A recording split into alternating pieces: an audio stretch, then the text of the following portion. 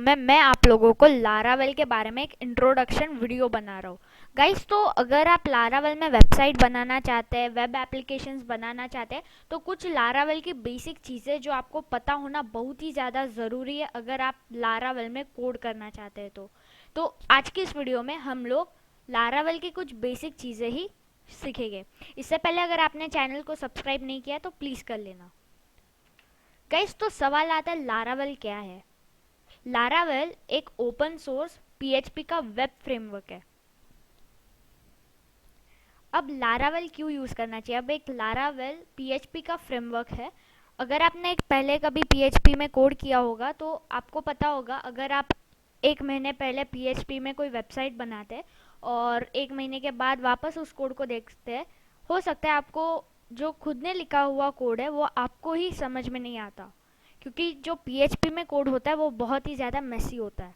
अगर आप लारावेल का यूज़ कर कर पीएचपी में वेबसाइट बनाते हैं तो जो लारावेल का सिंटैक्स है वो बहुत ही ज़्यादा आसान होता है, समझने के लिए बहुत ही ज़्यादा आसान होता है, बहुत अच्छी तरीके से ऑर्गेनाइज्ड होता है।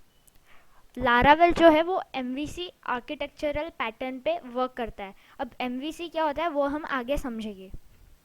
और तो और लारावेल आपको वेबसाइट के लिए एक लेड फाउंडेशन देता है, यानी कि अगर आप लारावेल को यूज़ करते हैं तो बहुत सारा कोड आपको पहले से ही बना कर दिया जाता है, जैसे ऑथराइजेशन हो गया, ऑथेंटिकेशन हो गया, और कई सारी ऐसी चीज़ें जो आपको पहले से ही बनाकर मिल जाती है। इसलिए आपको लारावेल यूज़ करना चाहिए। अब बात आती है एमवीसी क्या था। तो एमवीसी जो है इसका फुल फॉर्म है मॉडल, वी यानी व्यू और सी यानी कंट्रोलर। अब जो मॉडल है आप इसको डेटाबेस समझ सकते हैं। व्यू जो है, व्यू यानी जो यूज़र को फ्रंट एंड दिखता है उसे हम कह सकते हैं व्यू। और जो थर्ड है कंट्रोलर, आप उसे कह सकते हैं कि जो पूरा कंट्रोल होगा, यानी कि अगर आप डायनामिक वेबसाइट्स बनाना चाहते हैं तो आपको जो है फ्रंट एंड और जो डेटाबेस है उनके बीच में कम्युनिकेशन एस्टेब्लिश करना होगा। और जो कम्युनिकेशन होगा डेटाबेस और व्यू के बीच में, यानी कि मॉडल और व्यू के बीच में, वो कंट्रोलर करेगा। अगर आप डायरेक्ट डेटाबेस और व्यू के साथ कनेक्शन कर देंगे तो ये बहुत बड़ा सिक्योरिटी इशू हो सकता है। इसलिए कंट्रोलर का होना बहुत ही ज़्यादा ज़रूरी हो जाता है। तो इसके बाद में अगर हम एमवीसी कैसे वर्क करता है इसके बारे में और जानेंगे, तो यहाँ पर जो लैपटॉप है आप उसको समझ सकते हैं कि वो एक यूज़र है।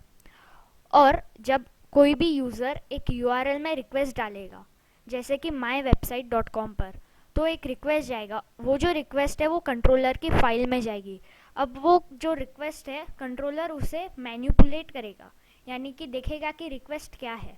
फिर उस हिसाब से वो मॉडल में यानी कि डेटाबेस में देखेगा कि जो रिक्वेस्ट किया जा रहा है डेटा वो है क्या, और फिर वो डेटा लेकर जो है वो व्यू में जाएगा। और फिर जो व्यू यानी फ्रंट एंड होता है, और फिर व्यू से जो है यूज़र को रिस्पॉन्स मिल जाएगा। अगर आप ये इमेज या जो इमेज मैंने लिया है ये medium.com पे एक ब्लॉग से लिया है। ब्लॉग की लिंक मैं जो है डिस्क्रिप्शन में दे दूँगा, तो वो लिंक को चेक कर लीजिए, आपको बहुत अच्छे से समझ में आएगा कि एमवीसी क्या है और जो सारा कम्युनिटी है वो कहाँ पर मिलेगा। तो ये जो सब है वो laravel.com पर आपको मिल जाएगा। ये जो लिंक है ये आपको डिस्क्रिप्शन में भी मिल जाएगा। तो ये जो है लारावेल की ऑफिशियल वेबसाइट है, और यहाँ पर जो है डॉक्यूमेंटेशन मिल सकता है, वॉच लाराकास्ट, यहाँ पर कुछ ट्यूटोरियल्स वगैरह हो गए। तो यहाँ पर जो है डॉक्यूमेंटेशन है। अगर मैं यहाँ पर क्लिक करूँ तो यहाँ पर जो है इंस्टॉलेशन के वगैरह गाइड्स दिए हुए हैं। तो अगली वीडियो में हम क्या करेंगे, हम लारावेल को अपनी लोकल मशीन पर इंस्टॉल करेंगे। हम देखेंगे कि हमें कैसे कंपोज़र इंस्टॉल करना है, और फिर कंपोज़र के यूज़ से हम कैसे लारावेल को ग्लोबली इंस्टॉल कर सकते हैं। तो गाइज़ अगली वीडियो प्लीज़ देखिएगा आती है। Thanks for watching. और अगर आपको ये वीडियो अच्छा लगा होगा तो please like, share and subscribe कर दीजिए।